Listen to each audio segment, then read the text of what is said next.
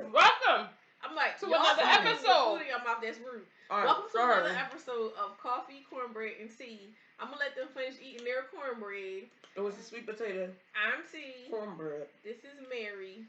This is Scylla. 30 minutes. And yeah, about 30 minutes.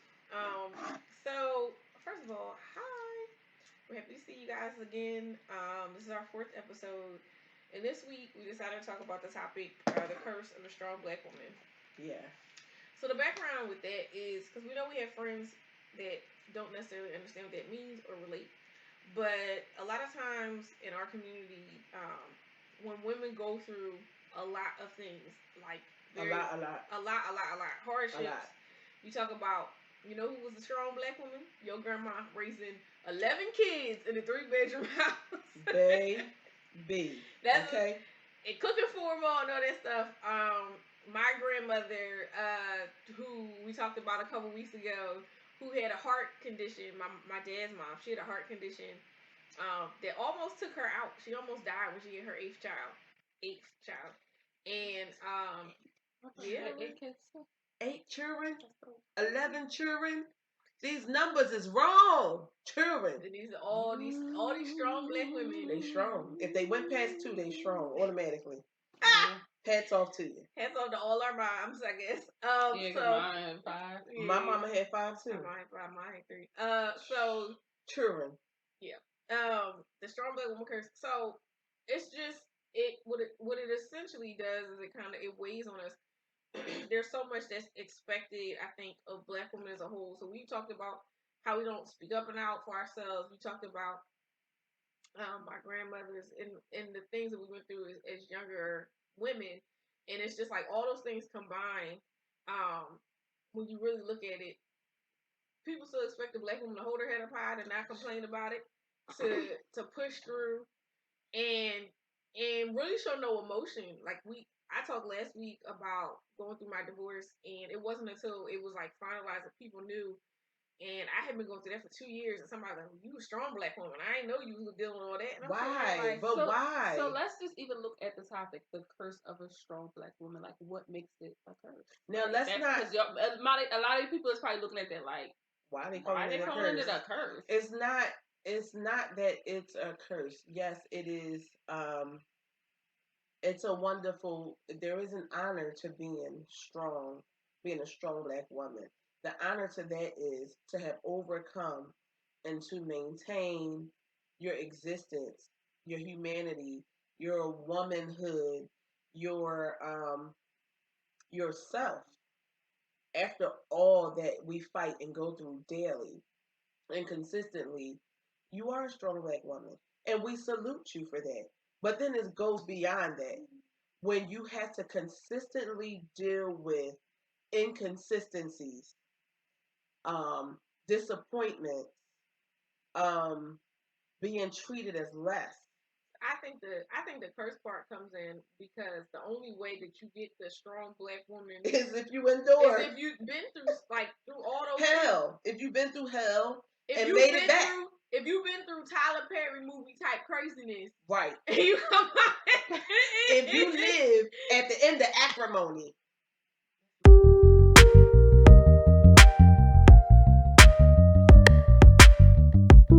Even be that, like, you have to, it's implied that you're suffering something that probably would break the average person, but it's like, while we uphold that person in our community, I mean, let's look at, we're still in Black History Month, let's look at, you know, the strong black woman as a whole. So, but before that, so we're brought here, you know, our sons, if you get a chance, it's Black History Month, go to the African American History Museum, start at the bottom, and read the writings on the wall about the women who would scream and cry because their sons were ripped out of their hands. And really, that's happening to us now, only is happening being death and incarceration. They're killing our kids in our face. Right. Or they're taking them to jail in our face. And they're setting up a system where our kids are ripped away from us. So, our boys especially. So, our sons are ripped away from us.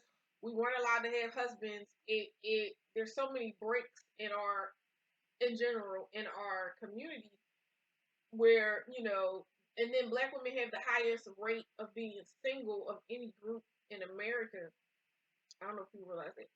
And it's like, unfortunately, it's worse like the older you get. So we have all that going, and to be what we would consider a strong black woman, usually you suffer somewhere along those lines. But it started early when the strong black woman was, I think, if you get a chance to watch something called Girl Trek, there's a TED Talk by this two ladies Girl Trek. They're like, it's a good one. The lady talks about how her grandmother died young of some stress related diseases because she was a big, broad woman, and that was seen as part of the strong black woman thing. The strong black woman feeds her whole family, right? She feeds her whole family, and probably her kids, her grandkids. She might take care of other people's and the kids. neighbors' kids. Like my mom did. Took care of everybody's kids. You know, and she did it, you know, singing and sending us all to church. All of that, and not only did she feed all her kids, which is usually a lot of times 5 or more kids, and then you add their friends, their kids, the 5 who brought 1 or 2 more friends. That's about 15 kids when you're down to it. Then she didn't send some home because some didn't have food at home because she wasn't about to send no kids home to no food and cold and no heat. Because don't forget, most of us came up during at the end of the crackhead or the crack and right of the era. So a lot of us had friends who didn't have parents or parents who were sitting up in the crack home. And if you had my parents, we were singing on the corner of the neighborhood. We had my dad had his instruments out there. He was preaching on the corner. We was kids singing on the corner, trying to help these different people and different families come back to their families and get to know God so that their lives can be healed. At the end of the day, grandma, mom, the neighborhood mom did all of that while going to work full time. Mm-hmm. Not being able to take any days off because she couldn't afford to lose that day of pay. Mm-hmm. Not going to the doctor. She would take off to take the kids to the doctor, but she wasn't going to the doctor. And you better know she took the kids. She picked them up from school, took them to the doctor, took them back to school, went back to work. And 90% of the time, she did all of this on the bus. If she didn't hook you up a home remedy first. Right. And see, so because of that, as we grew up, I know for me, I took that as a complex, like as a superwoman complex. Like I see my grandma do it, I see my mom do it. So now when stuff came to me, I have to do it. Like I gotta be this person. I'll never forget when my mom passed. You know, it was 5 of us, right? I'm the middle child, but everything was left for me to do, right? So, but I sat there and I didn't grieve, I didn't mourn because I just had to put on this coat and just and do everything and take care of everything and make sure everything was done. And then even after, you know, she was in the ground, you know, and then for months and even years after that, I still felt like I had to take care of everybody and be there for everybody and do everything. And one day it hit me like a ton, like, no, like this, I don't have to do all this, you know what I mean? Because you really, really get that complex, like I have to be this person, and that doesn't identify how strong you are. Right. It just simply says, oh, okay, I'm doing more than the average. Yeah. But that didn't bring on strength. Strength came for me when I said no to everything else and yes to me.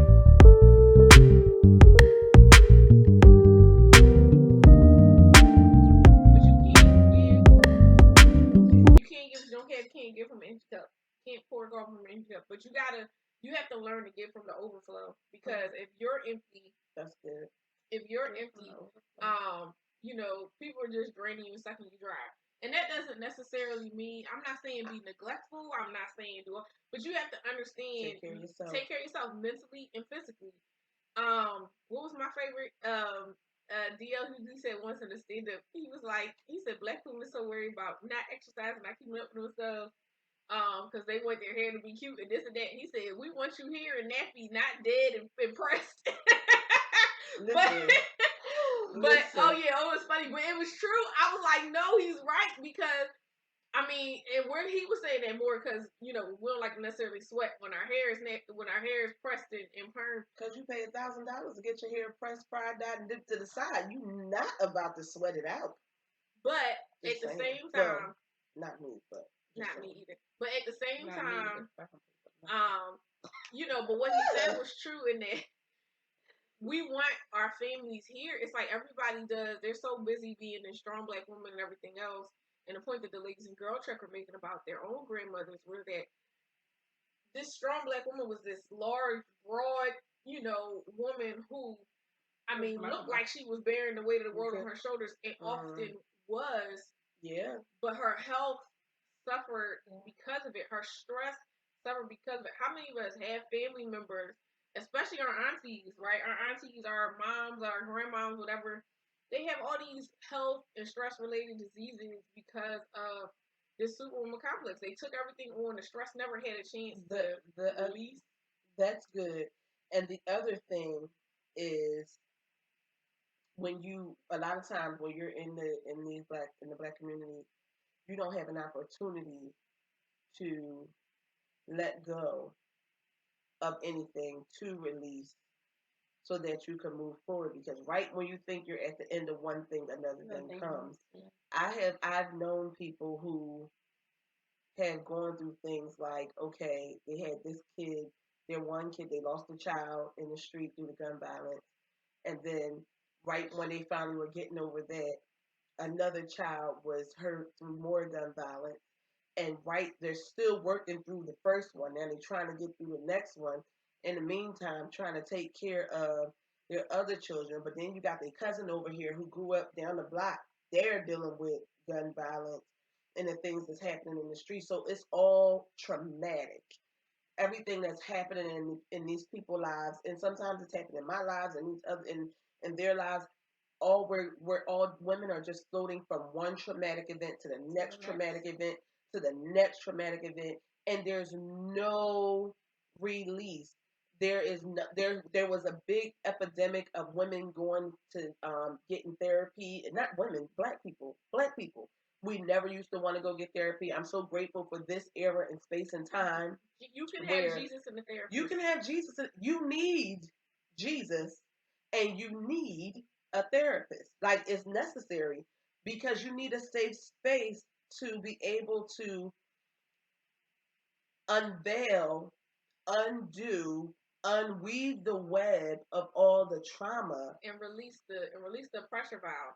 Yes. See, the thing with the trauma is it's shared trauma. Yeah. But everybody deals with it in a silo, because that's also a part of the strong black woman. It's like, I deal with these things and I take them on, and my external appearance is one of pleasure and peace.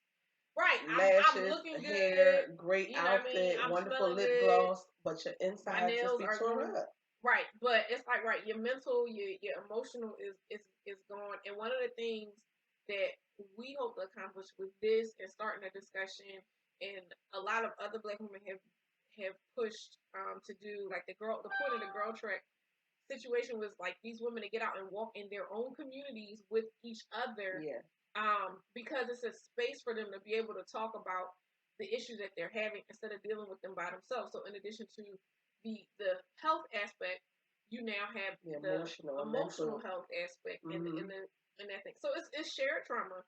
And I think in the past couple episodes, as we've been talking about this, we're relating, and sometimes we don't hear ourselves say these things until we're filming, and we're like, oh snap. But it's like we even if we went through them individually, yeah, you can kind of see where there's a common line, and it allows us to talk.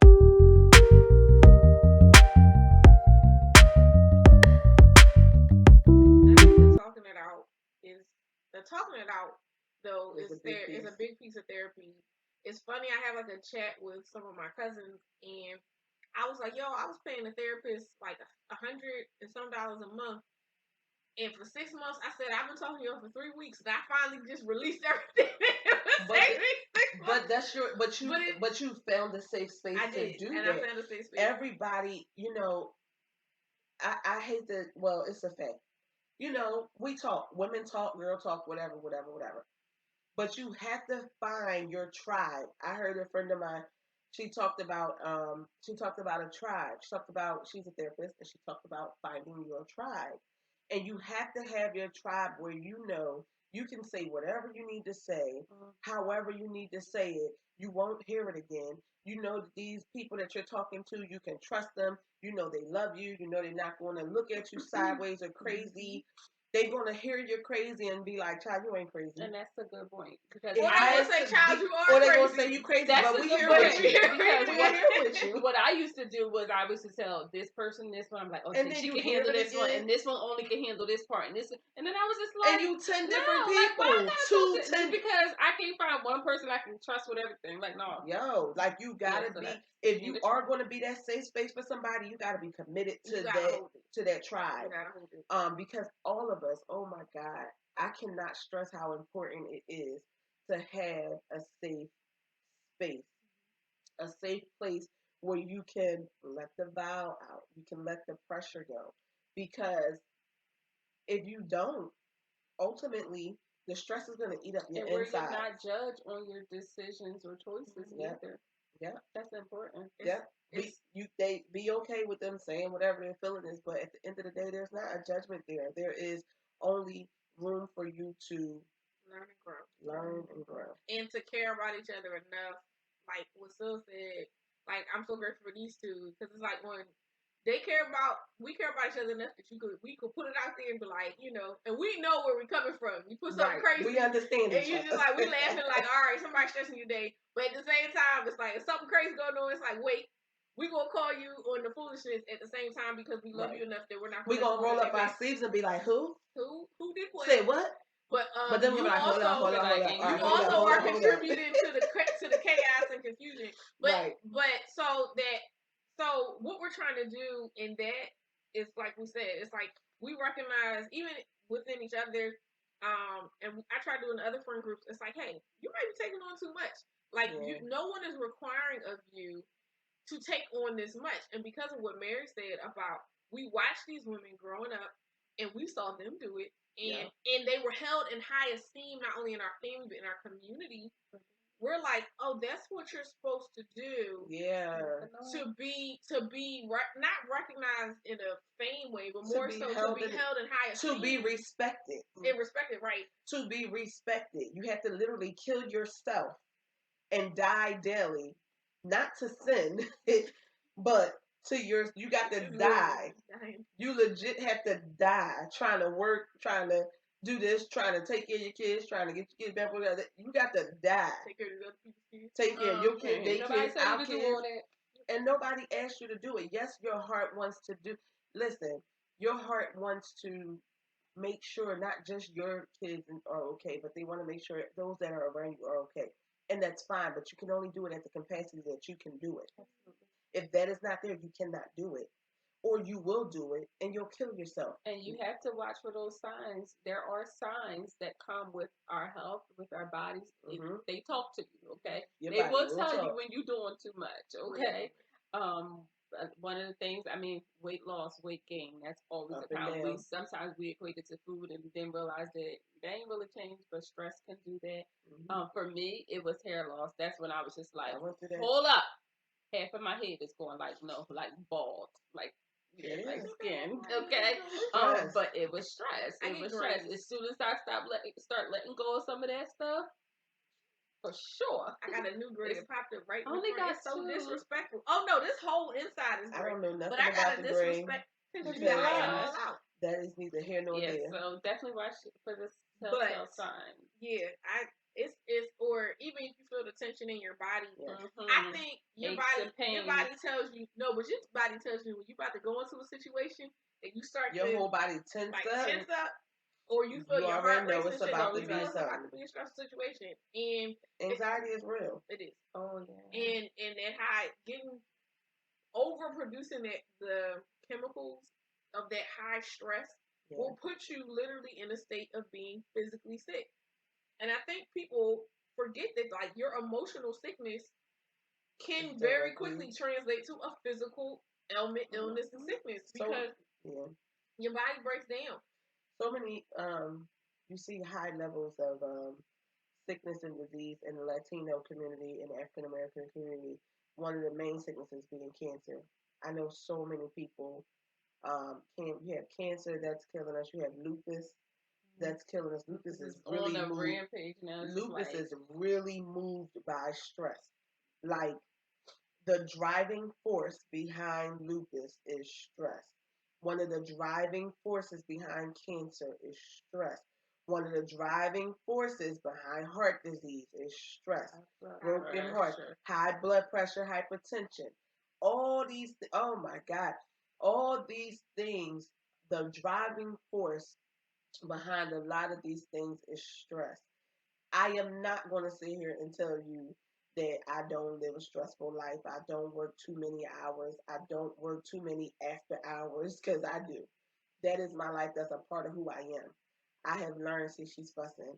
I have learned and am still learning. One of the things I've learned is if I'm working, because I won't lie, I work 11-hour days, 5 days a week. That's just work. That doesn't include my companies. That doesn't include me doing hair on the weekends. That doesn't include me being a mother, a wife, a sister, a friend, a daughter. That you say cousin? So the list goes on. At the end of the day, I am not the strong black woman to follow. What I am learning though is when I don't have an outlet. So like my outlet for me is sewing something, making something. I doodle, I journal, I bullet journal. I have to do that. I have to find a day once a week to have my cup of coffee. Yes, I have to have my cup of coffee. I have coffee every day. You know, I went a week without coffee. I almost didn't survive it. Anywho, listen, I had headaches. My whole body was breaking down. You know, you can't drink, but was it 12 ounces a day when you're pregnant? I was like, I started the day with 20. Listen, what are we doing I've been here? there. Oh, I've been there. It was a stressful time. Anywho, I survived it because I went and got a cup of coffee after 4 days. It wasn't working. Anywho, I have to have my cup of coffee. I have to be able to doodle. I'm so corny. Like I walk around with markers because wherever it hits me, in a pouch, in an old school pouch. But it's a lot. I got different colors. Anyway, I doodle. These are things that I do to help relieve stress and alleviate stress in a creative way. I can be in a room. Everyone can be yelling and going crazy. If I got my journal and my markers, I have just left the building. You can say whatever you want to say to me. I have literally physically left the building and went to a whole nother space so that I can protect my emotional health and wealth. I have to do that. That's my thing. I personally, I like I have a couple different things, but I lift weights. Heavy weights. We'll put that up. I'll send you that picture. I will lift weights. I lift weights that weigh more than me. It makes me feel strong. And it, like, the physical exertion makes you so tired. Sometimes you don't got time for the stress. Like, I'm sore right now. It's been a rough couple weeks. We were doing a lot of shoulders and back. But, and I actually lost, like, a lot of my weight while I was going through. But I was like, I was in the gym. Like, I was working out. I had real nice traps going on. And then I have my moments. I was telling somebody that's like, when I get real upset, like, I need a glass of wine and some Coltrane. I just need it. That's good. I got my record. You can't see it. It's over to the side. I have a whole record player off to the side. I got my and I want to listen to it on the record. I need to hear the scratching sounds. It's important. The little, the crackling. It's the crackling of the record. I can't listen to it on online. I need to hear it on the record and sit in like a dimly lit room because it lets me because there's no words in the music and it just kind of lets your mind float away. And for me, I just like to write. The bullet journal. You know, I thought she was anybody got time to be all cute? I know I'm like literally like right. I can get some, give me a laptop, some paper. I'm gonna write book after book, story after story. I get it all out of my head, so we can get it published. To the pages. We can get it published. I don't know, cause they're quite intense. I don't know if the world can handle it. We can handle it. We've been handling it. We've been handling it. All right. What else do I do? That's about it. I am a jack of all trades. So I can touch a little bit of anything. She was playing your whole life. Ask me, I know. I've learned to stress clean because I figure that's productive. So I'll be stressed. Hire her. People houses. Woman, at a women's conference, she said, crying is like anointing. Crying has oil in it. Your tears have oils. She said, when you cry, you anoint and cleanse yourself. And she said, let the tears flow. When that lady said that, I was like, oh, shit. That's like the only time I cried at church. because she talked about all these different things that we talked about, right? She talked about the hurt. She talked about the abuse that we suffer, and we suffer in silence. She talked about all those different things, and she said, "You're holding in your tears. You're holding back an anointing and a release. So cry, y'all. Talk to the Lord. Cry them tears. If you don't want to cry for nobody, do your G cheers with you and Jesus, and really like talk to the Lord about it." So the charge this week is what we're gonna say. So recognize that where you're falling in with this curse of the strong black woman, if that's a part of who you are, or whatever color woman you are, but especially our strong black women, are you falling into the curse? Write it down. Take one thing that you do, one task that you do that you put on that you don't have to put on. Take it off this week. Let it go. And see and watch somebody else is going to do it if you don't. And then find your stress reliever. So whatever that means for you, that's not illegal, immoral, or illegal, immoral, or self-damaging, self-destructive. Something. I like it. Find your outlet. It might be something you never thought to try and do, but you might find that you like it, a new hobby or whatever else that will help relieve that pressure valve. And then the last thing is like figure out who your tribe is. Who's your real? I can tell you my social security number best friend. Right. That's real rad. That's real rad. So, you know what you're going to do next? Head on over to Facebook Live because we'll be there for the live after show. So until then, hit the subscribe button. Like us on Facebook. Share. Talk about us amongst your friends. Leave your comments. And we'll be back again with some coffee, cornbread, and tea. But topics. A whole lot of juicy topics. Love y'all. Bye.